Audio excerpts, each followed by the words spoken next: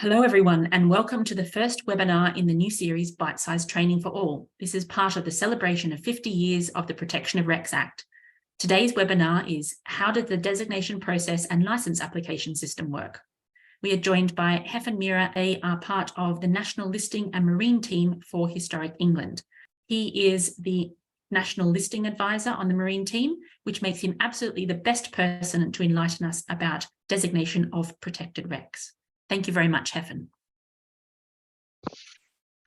Thanks, Peter. Good evening, everyone. So yeah, as Peter said, I'm Heffen Mira. I'm a listing advisor in the National Listing and Marine team at Historic England. So tonight we're going to give you a quick overview of how that designation process works. That is, we're going to look at how a shipwreck site gets put forward for designation, and then how we go about making our assessment and subsequent recommendations to the Secretary of State at DCMS.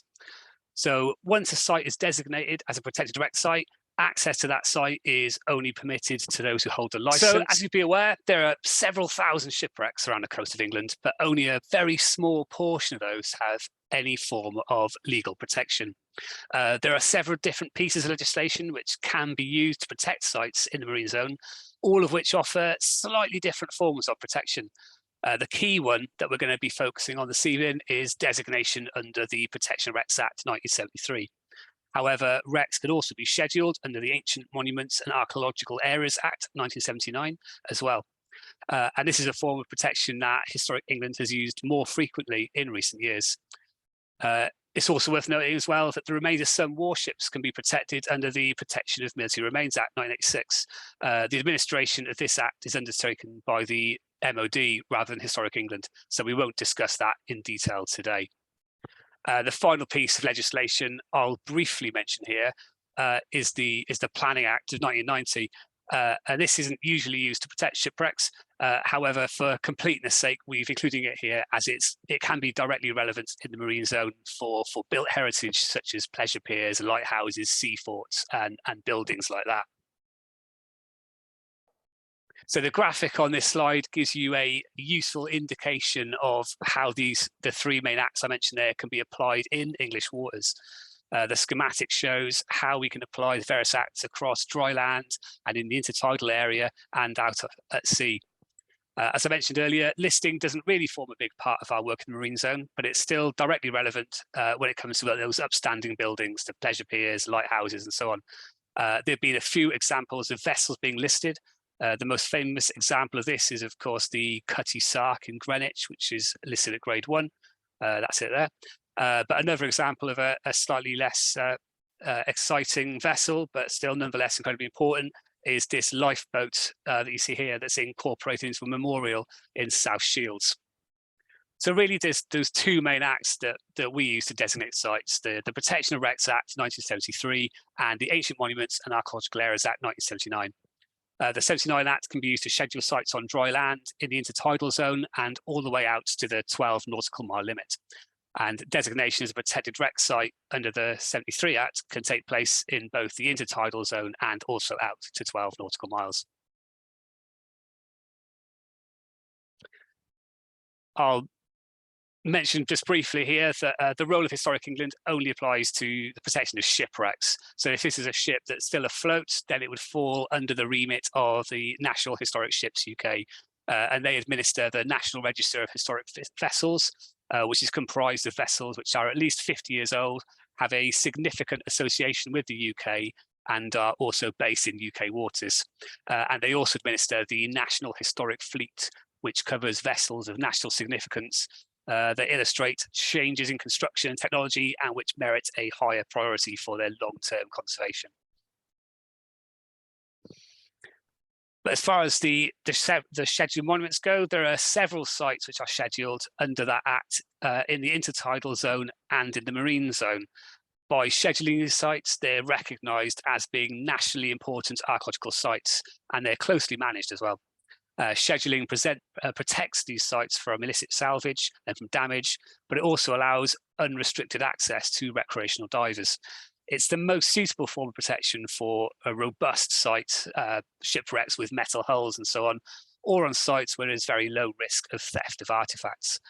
As I mentioned earlier, it's the same type of protection that is applied to important archaeological sites on land, so Roman villas or long barrows or stone circles or archaeological sites like that. Anybody wishing to undertake any intrusive activity on a scheduled site will be required to obtain scheduled monument consent in advance. The map that you can see on the screen there shows scheduled shipwreck sites offshore and in the tidal zone, and it's also got a few sites inland, as you can see, such as the Roman riverboat underneath Guy's Hospital in London, for example. So to give you some examples of the kind of sites that get protected under the Ancient Monuments and Archaeological Areas Act, here we have the wooden wreck at Camber Sands. So this is a substantial oak-built sailing vessel that's lying parallel to the beach at Camber Sands in East Sussex. As part of the assessment of this wreck site, samples were collected for tree ring analysis. So we had to liaise very closely with Natural England in advance of this, as the wreck lies within the Dungeness, Romney Marsh and Rye Bay SSI. This investigation showed a mixture of oak and larch, so both hardwoods and softwoods had been used to build this vessel, with felling dates ranging between 1827 to 1863. And it's particularly interesting as some of these timbers were of North American origin, showing the vessel was at least partially constructed or maybe repaired with North American timbers from the eastern seaboard. So this wreck was scheduled due to its archaeological potential. So, further investigation, further analysis of these surviving timbers, along with working with the documentary evidence that's out there as well, is going to help us in understanding the North American shipbuilding industry and the transatlantic timber trade in the mid-19th century. It's not just ships and shipwrecks that we can designate in this way. So there are several sites relating to the D-Day invasion of Normandy that have been scheduled in recent years. These include the remains of 2 American landing craft tanks located off Slapton Sands in Devon, the remains of an assemblage of Centaur tanks and armoured bulldozers lost from a landing craft after it capsized out on its way out to Normandy, and the remains of an assemblage of Valentine tanks, which you can see in the photograph here. The Valentine tanks were lost in Poole Bay during Exercise Smash in 1944. This was a live fire rehearsal for launching and landing these duplex drive floating tanks, which could be launched from vessels away from shore. The exercise ended in tragedy with the loss of 7 tanks and 6 of the crew. Today, 2 of these tanks are a popular dive site located in about 50 meters of water. The tanks have been studied in detail as part of a project by the Isle of Purbeck Aqua Club and was the winner of the Adopt a Wreck Award from the Nautical Archaeology Society in 2018. They're also regularly monitored by archaeologists from Bournemouth University, who have been out undertaking some remedial work on the site this week. Scheduling protects the site from illicit salvage, but as I mentioned, it allows that unrestricted access to recreational divers. But we're not going to focus too much on the scheduled sites this evening. We're going to look at the sites protected under the Protection of Wrecks Act. So this act allows for the Secretary of State to designate a restricted area around a shipwreck in order to prevent uncontrolled interference. The act also applies to cargo, which is often all that remains of these wreck sites. Section 1 of the Act allows for the designation of a restricted area around a wreck considered to be of historical, artistic, or archaeological importance. These are the ones we're interested in. So the aim of designation then is to capture a representative sample of the nationally important archaeological resource. Section 2 of the Act is administered by the Maritime and Coast Guard Agency and allows for the designation of a prohibited area around a dangerous wreck. Note the difference in wording, it's prohibited rather than restricted. There's only one of these in English waters, and that's the wreck of the Richard Montgomery, an American Liberty ship which stranded off Sheerness on the North Kent coast, carrying a cargo of munitions in 1944. Today, there's an exclusion zone around that vessel, which is under 24-hour surveillance. And occasionally people will take it upon themselves to try and approach the wreck by canoe or by paddleboard, but these are generally stopped and turned away very quickly. So as far as the historic wrecks, there are currently 57 shipwrecks in England that are protected under Section 1 of the Act.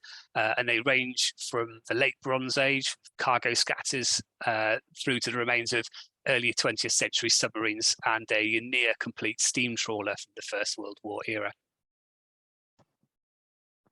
So to give you a couple of examples of these protected wreck sites, this is the Iona 2, the remains of the 1864 wreck of an American paddle steamer, which foundered off Lundy in foggy conditions, having left the River Clyde for its first transatlantic voyage.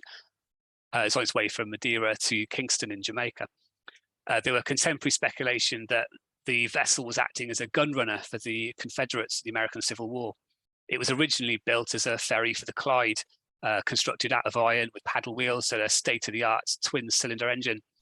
Historic England commissioned Wessex Archaeology to produce a diver trail on this wreck, so it gives visiting divers a guided tour around the site.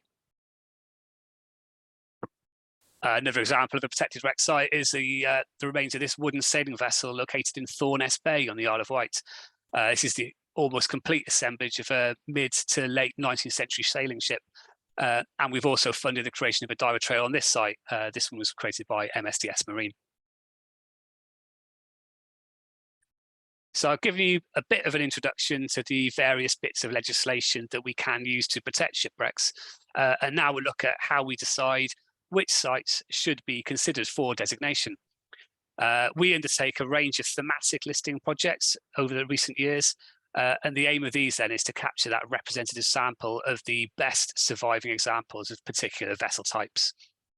Examples of thematic projects that we've done recently include a project to assess the remains of early ships and boats, ranging in date from prehistory all the way through to 1840. As you can imagine, this was an incredibly broad-ranging project, and new sites are assessed under this thematic project on a regular basis as and when they become identified.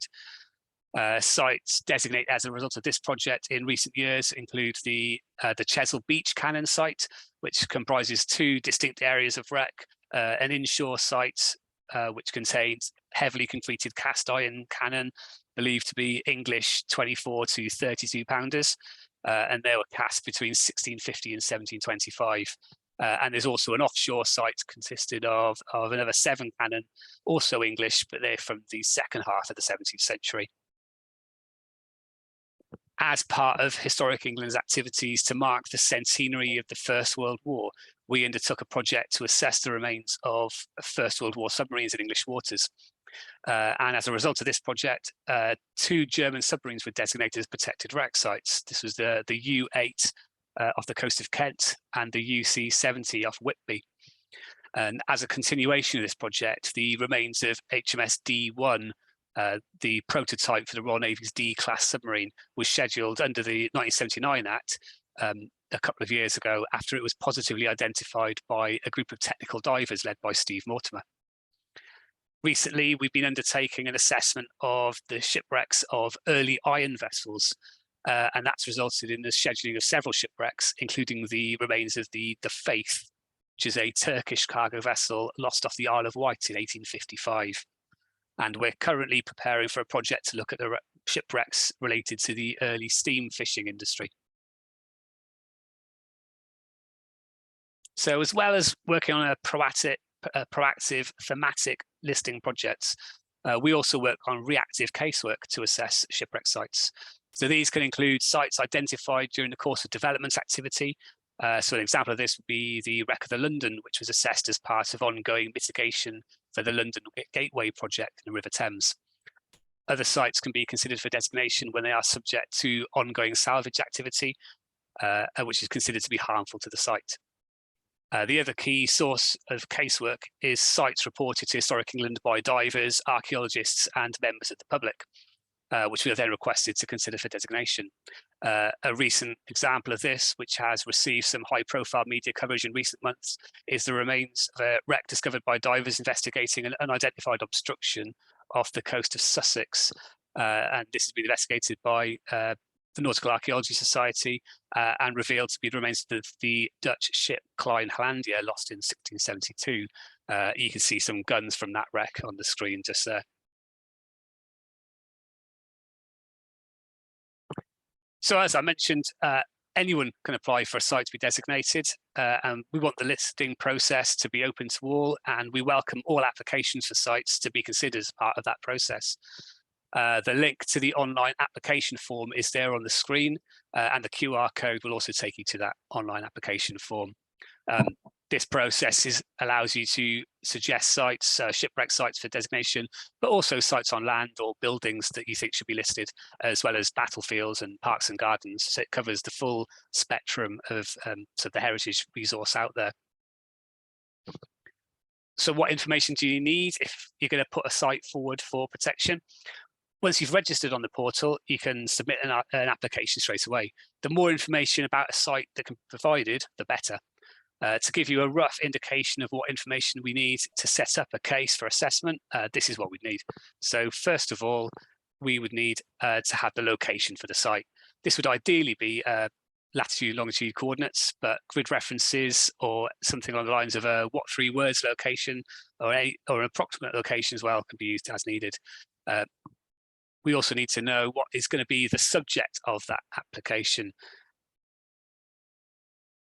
So what is being put forward for assessment? Is this the wreck of a wooden warship? Is it a submarine wreck, or is it something else entirely? We also need to know, is the site under threat? And if so, why? This could be due to a salvage activity or due to natural erosion, due to shifting beach sediments or something like that. And that's where we get to your reasons for the application. You know, the site could be a brand new discovery. You could believe the site should be designated before news of that becomes widespread.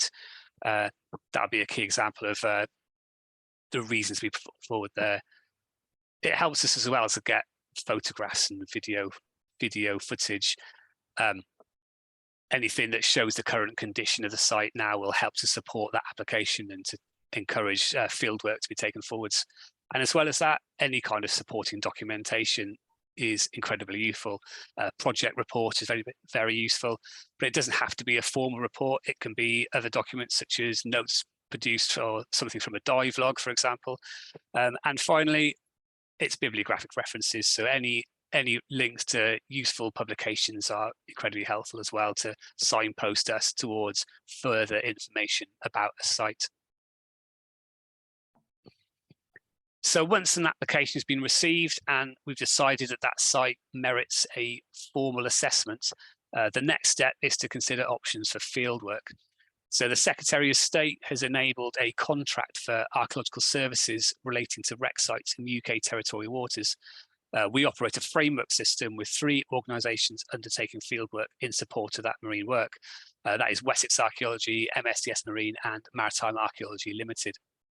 These contractors will undertake fieldwork to assess new sites being considered for designation. And the work being done as part of this contract includes desk-based research, remote sensing, site investigation by divers, as well as, on occasion, remote operated vehicles as well. Once that fieldwork is commissioned, we'll always try our best to incorporate applicants into any fieldwork. So when people are suitably qualified, we'll try to incorporate finders or applicants into the dive team. And if this isn't practical, then people can always be involved in a non-diving role as well. But the budget for undertaking work by contract is very limited. And so as a result of that, only a handful of sites can be visited for assessment and study each year. So in some cases, casework will be progressed without a diving assessment in order to save on costs and to use that money in some more urgent sites. So this was the case with the assessment of the D1 submarine, where the archaeologists from Wessex Archaeology were able to complete their assessment of that site based on the video footage collected by the divers who'd identified the site. And this helps us make that very limited budget go further.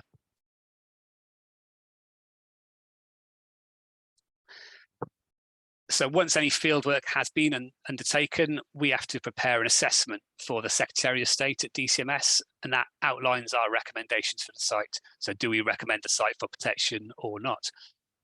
DCMS have published a criteria for consideration when undertaking this assessment, and that can be found in the Scheduled Monument Policy Statement of 2013. The criteria, which are referred to as the non-statutory criteria, are those that you can see on the screen here. So we look at the period. So that it will be looking at, is the wreck representative of a particular period or a particular technological development or a particular trade network or industry or something along those lines. We'll then consider the site in terms of its rarity. So, for example, wrecks predating 1700 are considered to be incredibly rare. So any that are firmly dated to this period are likely to be considered to be of national importance.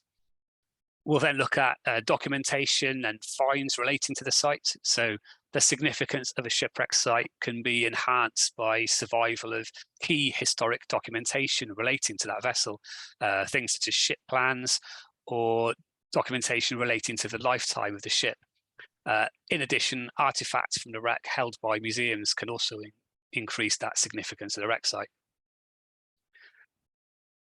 We'll look as well at the group value of the site, and this is sometimes a bit harder to deal with when it comes to shipwreck sites, but essentially this is looking at how the significance of a wreck can be strengthened by its association with other shipwrecks and vessels of a similar type.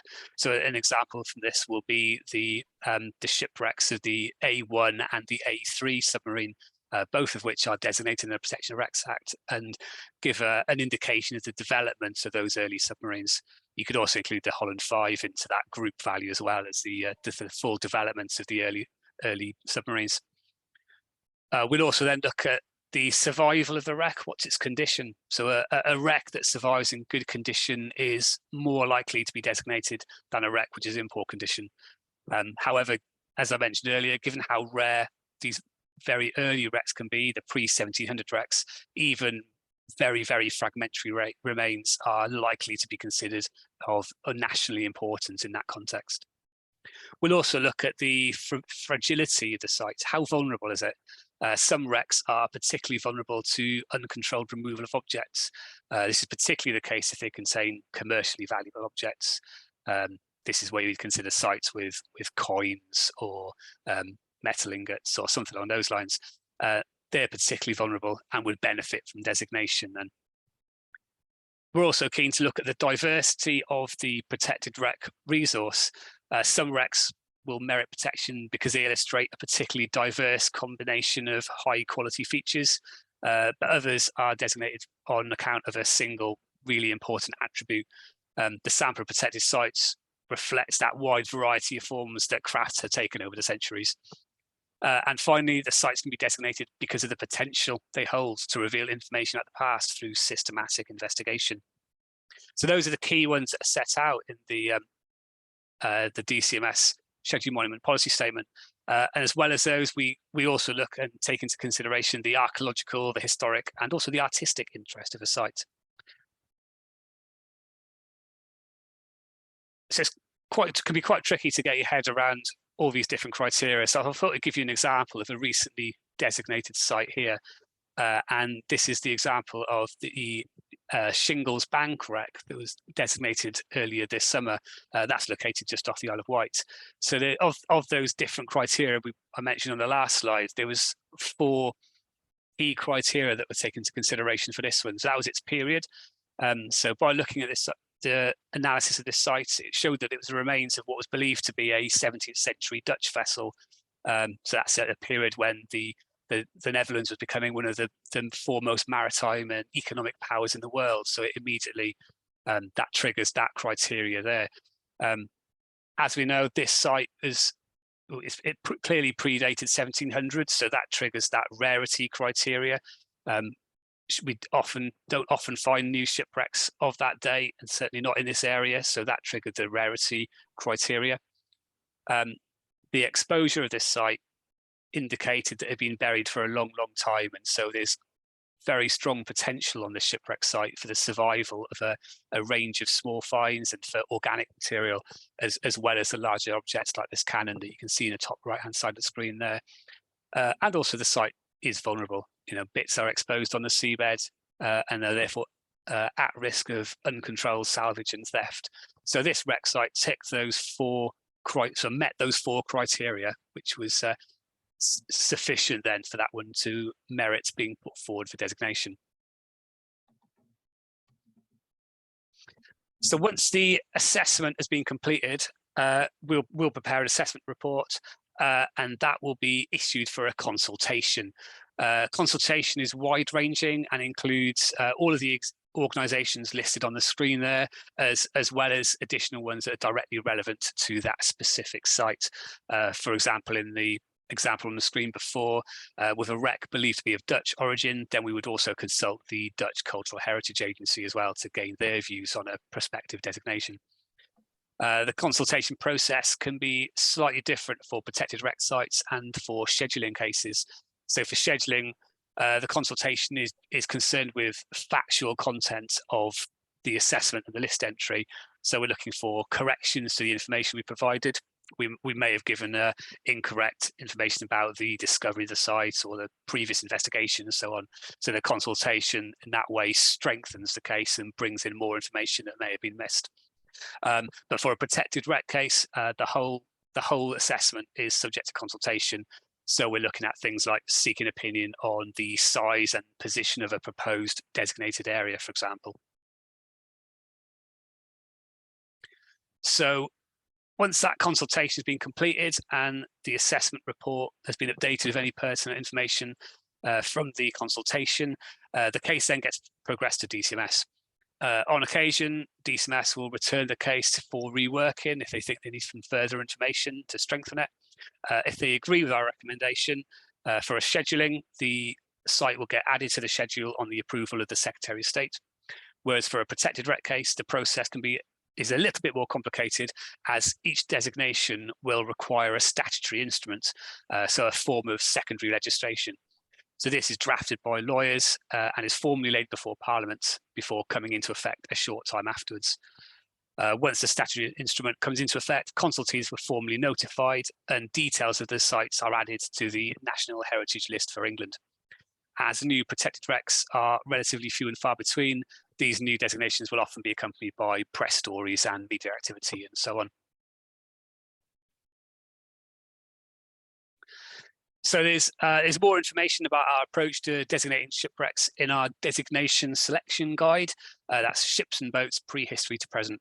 And you can download that for free from the Historic England website, from the link there and from the QR code at the top of the screen.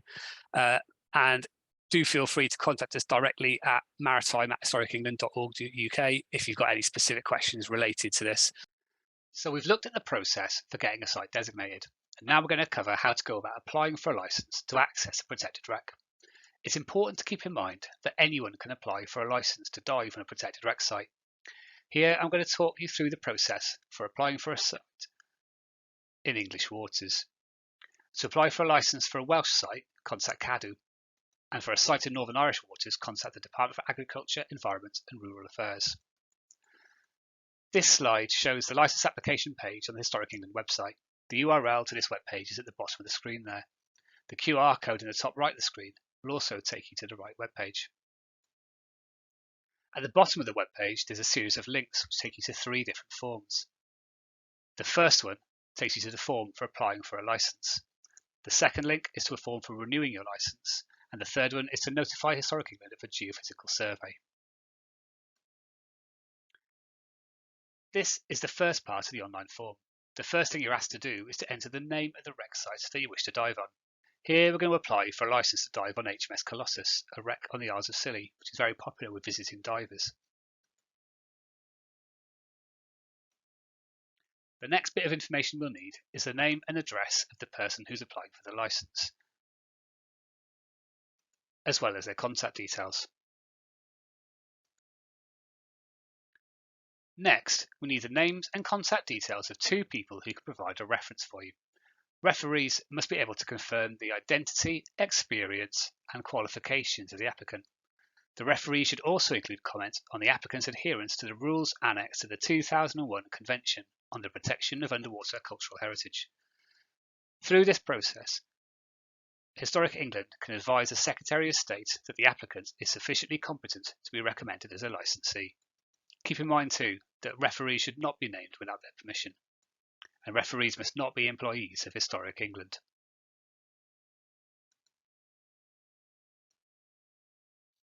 Next, you'll be asked to add in details of your diving qualifications and the date you obtained those qualifications. You can also add in here details of your diving experience, such as number of dives or details of diving expeditions that you might have organised previously. The next section asks for any archaeological qualifications and experience that you have. Please remember that if all you want to do is to visit a protected wreck site, then it is not essential to have archaeological qualifications and experience.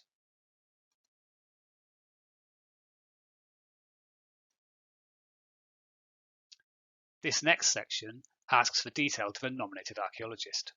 If the application is for a licence just to visit a protected wreck, then this section can be left blank. If the application is for more intrusive activity, then a nominated archaeologist will need to be included on the licence application, and you will need to provide details of referees and details of relevant experience for them as well. If you're not sure how to find an appropriate nominated archaeologist, contact us and we can help to put you in contact with someone.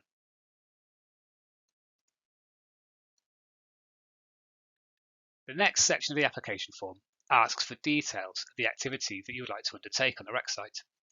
The process is quite straightforward if all you want to do is to visit a site and take photographs or video footage, which is what we're going to apply for here.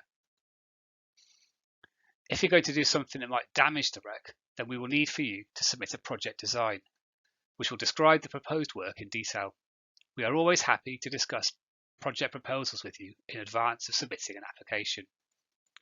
There are then 3 checkboxes. If there will be no disturbance at the wreck site, please tick the first box.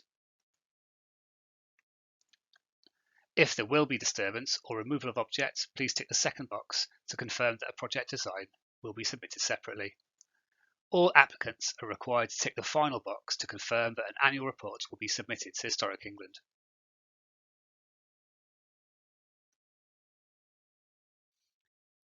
The licensee is required to be present during all activity undertaken under the licence. However, we recognise this is not always practical due to other commitments. Therefore, it is possible to add in the details of additional licensees to the licence. In this section, please add in the names and addresses of anybody you would like to be also named on the licence. They can then stand in when the principal licensee is not present. Please then add the date that the licence application was submitted.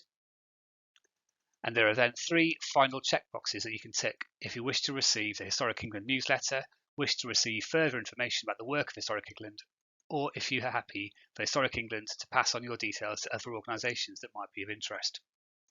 Finally, please pick the grey button to submit the application, and you'll then receive an automated response from us to confirm that we've received your application.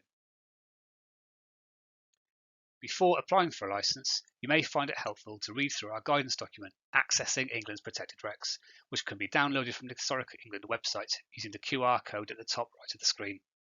And if you've got any further questions, please feel free to contact us directly at the email address at the bottom of the screen, maritime@historicengland.org.uk. Thank you.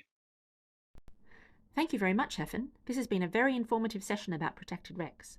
If you're interested in diving on another group of wrecks that require special access, please check out our next bite-sized training video on accessing MOD wrecks.